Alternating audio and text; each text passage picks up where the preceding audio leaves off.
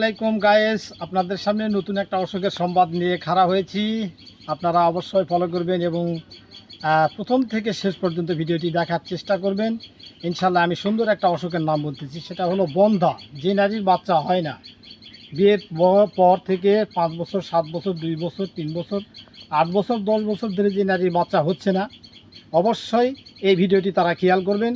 এই ভিডিওর মাধ্যমে আমি জানিয়ে দিচ্ছি যে আসলে বাচ্চা যাদের নাই বা হয় নাই, তাদের বাচ্চা হওয়া সম্ভব বা হবেই ইনশাআল্লাহ। এটাতে মিস করবে না। অবশ্যই আপনারা ভিডিওটি প্রথম থেকে দেখবেন। আমি দেখাচ্ছি যে গাছটির নাম হচ্ছে ব্যাতকুকরি।